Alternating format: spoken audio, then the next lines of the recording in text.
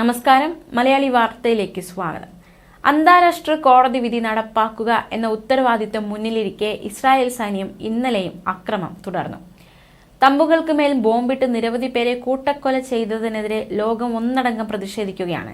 ഇതിനിടെ റാഫേലെ കൂടുതൽ പ്രദേശങ്ങളിലേക്ക് ഇസ്രായേൽ സേന കടന്നുകയറി. അന്താരാഷ്ട്ര കോടതി വിധി നടപ്പാക്കാൻ ഇനിയും വൈകരുതെന്ന് UN secretary general Antonio Guterres ആവശ്യപ്പെട്ടിരിക്കുകയാണ് ഇസ്രായേലിനോട്. മധ്യ റാഫയിലേക്ക് സൈനിക ടാങ്കുകൾ എത്തിച്ചേർന്നു.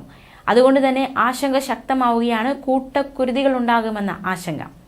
മധ്യ റാഫയിലെ അൽ അബ്ദ മസ്ജിദിന് സമീപം ഇസ്രായേൽ സൈനിക ടാങ്കുകൾ എത്തി. അഭയാർത്ഥികളുടെ താമസ കേന്ദ്രങ്ങൾക്ക് നേരെ സൈന്യം വീണ്ടും ആക്രമണം നടത്തി. ലക്ഷക്കണക്കിന് അഭയാർത്ഥികൾ തമ്പടിച്ച തൽ അസുൽത്താനിൽ കരവ്യോമാക്രമണം തുടർന്നു. 20 പേരെ ഇസ്രായേൽ സേന കൊലപ്പെടുത്തിയതായി ഫലസ്തീൻ സിവിൽ ഡിഫൻസും റെഡ് ക്രസന്റും അറിയിച്ചു. ഇസ്രായേൽ സൈന്യം വ്യക്തമാക്കുന്നത് പുതുതായി ഒരു ബ്രിഗേഡിനെ കൂടി റാഫയിലേക്ക് വിന്യസിച്ചുവെന്നാണ്.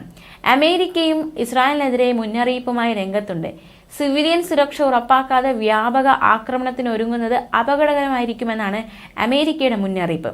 ഹമാസിനെ അമർച്ച ചെയ്യാൻ സാധാരണക്കാരെ വധിക്കുന്നത് ഒഴിവാക്കണമെന്ന് ഇസ്രായേലിനോട് വീണ്ടും കർശനമായി ആവശ്യപ്പെട്ടതായി വൈറ്റ് ഹൌസ് വക്താവ് പ്രതികരിച്ചു. ഗാസയിൽ അടിയന്തര വെടിനിർത്തൽ ഉടൻ വേണമെന്ന് UN സെക്രട്ടറി ജനറൽ ആവശ്യപ്പെട്ടു.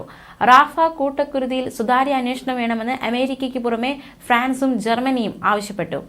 3 ആഴ്ചക്കിടെ 10 ലക്ഷത്തോളം പേർ റാഫയിൽ നിന്ന് പലായനം ചെയ്തതായി ഫലസ്തീൻ അഭയാർത്ഥികൾക്കായുള്ള UN ഏജൻസി അറിയിച്ചിരിക്കുകയാണ്. മാത്രമല്ല, റാഫയിലെ 2 പ്രധാന ആശുപത്രികളിൽ ഒന്നാണ് കുവൈറ്റ് സ്പെഷ്യാലിറ്റി ഹോസ്പിറ്റൽ.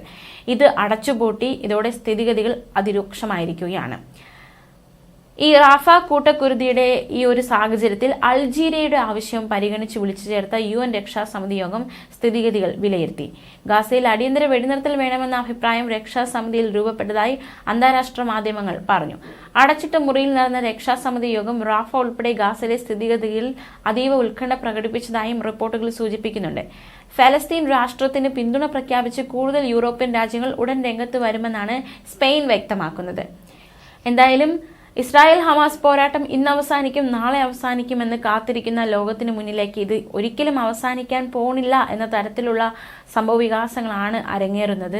ഇസ്രായേൽ ആക്രമണം കടുപ്പിക്കുകയാണ്. ഹമാസിനെ ഉന്മൂലന നാശം ചെയ്യാതെ അതിൽ നിന്ന് പിന്മാറില്ല എന്ന ദൃഢനിശ്ചയത്തിലാണ് ഇസ്രായേൽ മുന്നോട്ട് പോയിക്കൊണ്ടിരിക്കുന്നത്. ഇനി എന്താകും കാര്യങ്ങൾ എന്നത് വളരെ ആശങ്കാപരമായിരിക്കുകയാണ്. ന്യൂസ് ഡെസ്ക് മലയാളി വാർത്ത.